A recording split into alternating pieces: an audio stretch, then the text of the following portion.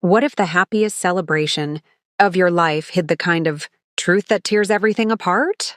Stay with me, because what started as a joyful backyard party turned into one of the most terrifying days our family ever lived. Listen closely, because the moment I truly understood what I was looking at, everything changed. And if this story hits you anywhere, don't forget to like, comment, and share, because someone out there needs this warning. Now let me take you to the beginning.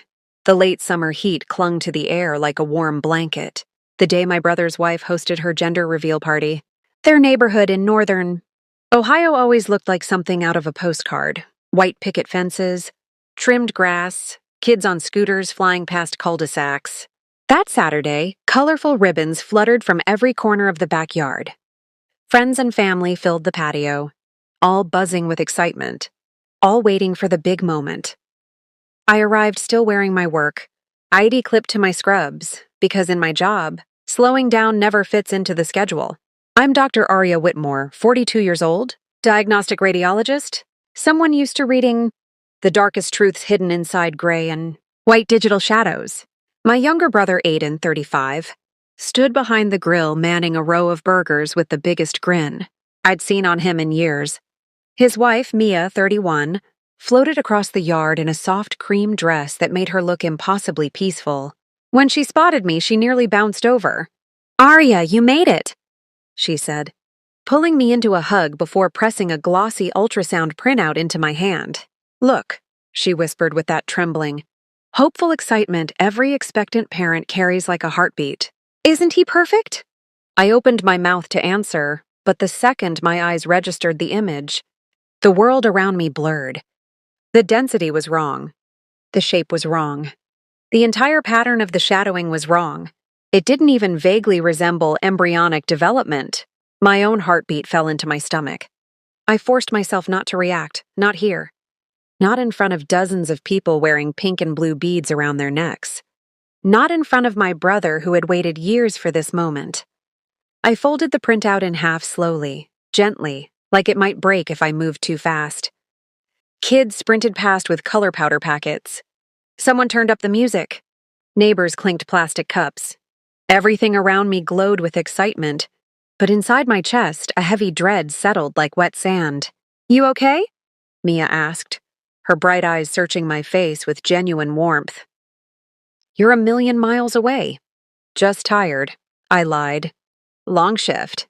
She nodded sympathetically, oblivious to the fact that I was staring at the truth she thought she'd been growing for months. I slipped the ultrasound into my pocket and forced myself to move around the party like nothing was wrong. I poured lemonade, accepted hugs from relatives visiting from out of town, answered questions about my hospital hours, but I kept scanning the crowd for Aiden. I needed him. I needed to talk to him before this party turned into something irreversible.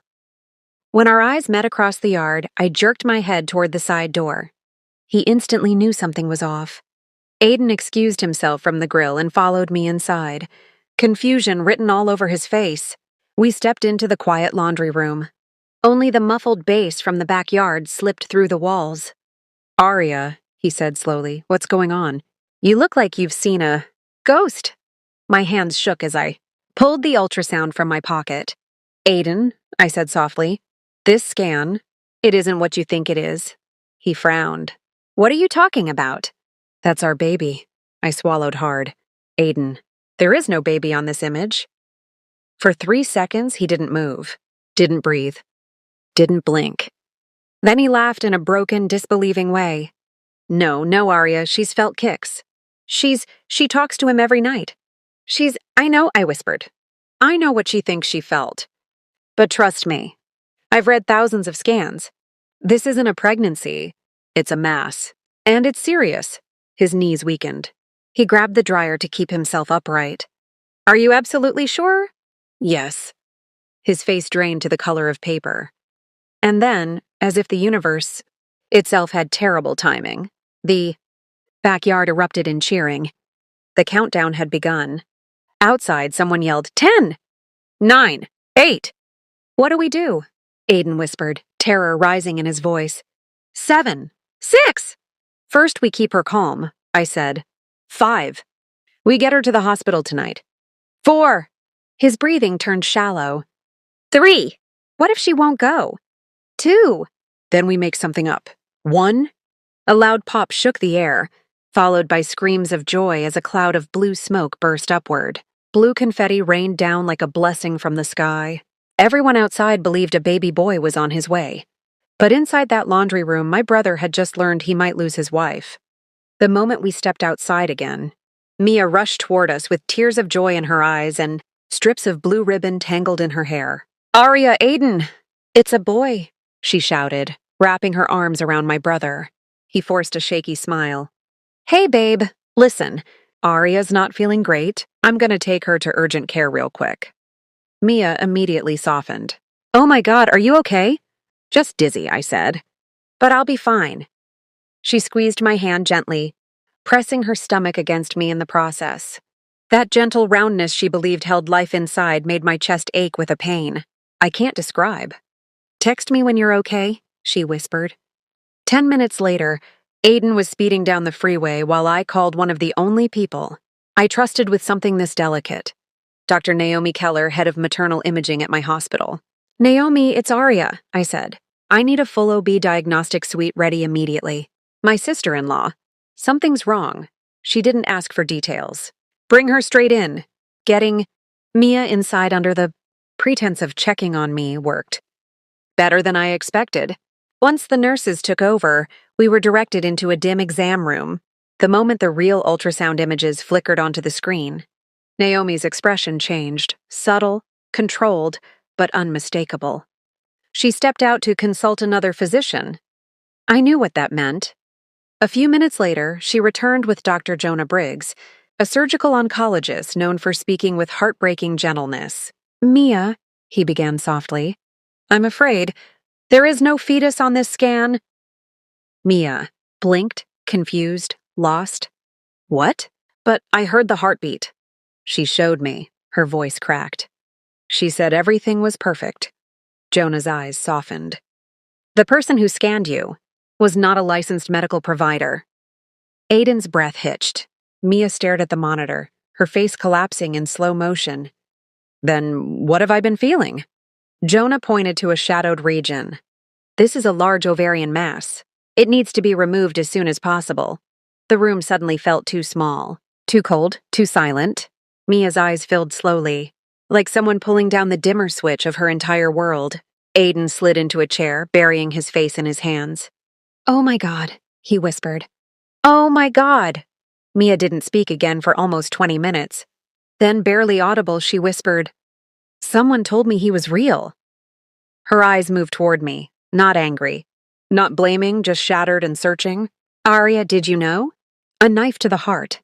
"I suspected," I said gently. "But I didn't want to give you devastating news without confirmation." Tears spilled down her cheeks as she nodded slowly. "Thank you for bringing me here." That night was the longest of our lives. Aiden refused to leave her side. I paced the hallway until sunrise. At dawn, they wheeled her to surgery. She reached for my hand once more. "Don't let whoever did this get away with it." "I won't," I whispered. 3 agonizing hours later, Dr. Briggs appeared, pulling down his mask. She did great. The mass was removed cleanly. "She's going to recover." Relief hit me so hard I nearly lost my balance. But physical recovery was only the beginning. Because the truth, what had been done to her, was bigger, darker, and more widespread than any of us realized. And I was about to uncover all of it. As the night stretched across the sleepy coastal town of River Bay, Ethan felt a strange tension humming in the air, the kind that made every step feel heavier and every breath pull deeper, as if the universe itself was whispering that the moment they had been preparing for was finally here. Maya walked beside him, her determined eyes glowing in the soft spill of moonlight. Her heartbeat quick but steady, fueled by the same quiet courage that had carried them through every twist and turn so far. They had come too far to turn back. Not after uncovering the truth buried beneath decades of silence. Not after realizing that the strange set of events shaping their lives wasn't random at all, but part of a story that connected them both in ways they never saw coming. The old tunnel beneath the abandoned lighthouse loomed ahead, its entrance barely visible beneath tangled vines and drifting sand. But they knew this was where everything had begun, and where everything would end. Ethan felt a surge of memories. The encrypted journal they found. The hidden letters from Maya's late uncle revealing a dangerous secret. The night they narrowly escaped the fire that wasn't an accident. And the moment they realized that the people behind all of it were still watching, waiting, planning. But now, as the cold wind brushed against his face, Ethan knew they weren't running anymore. They were walking straight into the heart of the truth. They stepped into the tunnel, their flashlights slicing through the darkness like thin blades of light. The air was cool and still, carrying the faint scent of salt water and rusted metal. Every sound echoed, dripping water, shifting stone. Their footsteps, and Maya tightened her grip on Ethan's hand as they moved deeper, each step drawing them closer to the room her uncle described in his final letter.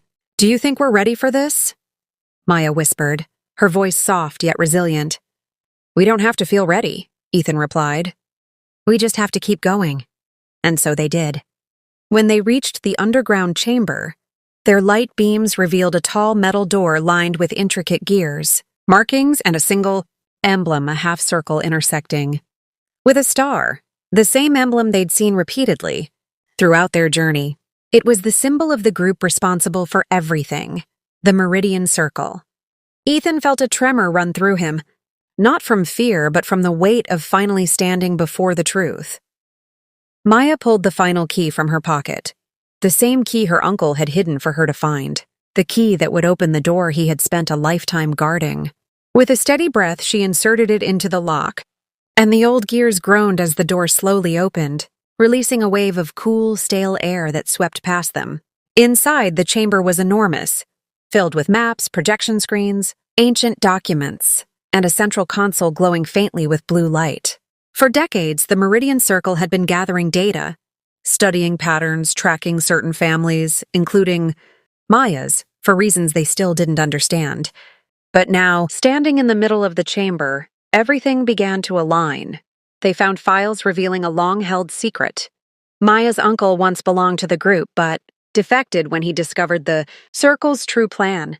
They had been using advanced predictive models and manipulating certain events in the town to secure control over a hidden energy source beneath River Bay, an energy source capable of impacting the entire coastline and potentially much more. Ethan's voice shook as he whispered, "They were willing to put the whole town at risk. For power." Maya nodded, her eyes filling with a mix of anger and heartbreak. My uncle died trying to stop them. And now, it was their turn to finish what he started. But before they could destroy the system, footsteps echoed behind them, slow, deliberate, confident.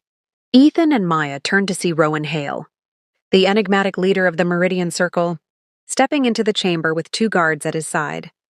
Rowan's voice was smooth, almost calming but layered with control. "You made it farther than I expected," he said. "Your uncle would be proud of your persistence, Maya. Misguided, but proud." Ethan stepped protectively in front of her as Maya's jaw tightened. "We're ending this," she said firmly. Rowan shook his head with a faint, condescending smile. "You can't end something you don't understand." But he was wrong, because Maya understood more than he realized. She had found the override code in her uncle's journal, hidden in the margins as a simple sketch, a pattern he knew only she would recognize. With a calm Ethan had never seen before, she stepped toward the console, and Rowan's expression shifted from amusement to alarm. "Don't," he commanded, but she didn't stop. Ethan lunged toward the guards as they tried to intercept her, the chamber erupting into chaos. He fought with everything he had, fear, adrenaline, determination, because this was the moment their entire journey had been pushing them toward. Maya reached the console, her fingers trembling but precise as she entered the code, each keystroke echoing through the chamber like a heartbeat. Rowan shouted orders, but it was too late. A low rumble shook the room as the system began shutting down. Screen by screen, file by file, decade of manipulation collapsing into darkness. The lights flickered, alarms blared, and the ground trembled as the energy source sealed itself beneath protective barriers. Ethan pulled Maya into his arms as debris rained down around them. With one final surge, the system collapsed completely and the chamber went silent. The circle's plan had been stopped. Rowan and his guards fled through the collapsing tunnel while Ethan and Maya sprinted the other way, barely making it out before the entire underground passage caved in behind them. They stumbled into the open night, gasping for breath. Covered in dust but alive and victorious. The lighthouse stood above them like a silent guardian, the waves crashing below as if applauding their courage. Maya leaned into Ethan, tears streaming down her face, not of sadness, but relief, closure, triumph. "It's over," she whispered. Ethan smiled softly. "Because of you." But Maya shook her head. "Because of us." Over the next few days, River Bay slowly returned to peace. The strange incidents that had haunted the town began to fade. The people unaware of how close they had come to danger. Maya and Ethan never sought recognition, never told anyone what happened. The truth was something they kept for themselves and the memory of her uncle. Standing at the pier one evening, watching the sun sink into the horizon, Ethan spoke the words they had both been feeling. "What now?" Maya smiled, her eyes sparkling with hope. "Now we live, we heal, and we never forget what we fought for." They walked hand in hand along the wooden pier, the wind warm and gentle, the future wide open before them. And for everyone listening to this story right now, if you felt even a spark of courage, connection, or inspiration, then hit that like button, drop a comment sharing your thoughts, and share this story with someone who needs a reminder that even in the darkest tunnels, there is a path toward the light. Your support keeps stories like this alive, and together, we can make sure the next chapter reaches even more hearts across the world. And as Ethan and Maya stepped into their new beginning, the message they carried became clear. Sometimes, the bravest thing we can do is face the truth, fight for what matters, and believe that even ordinary people can change the course of an entire future.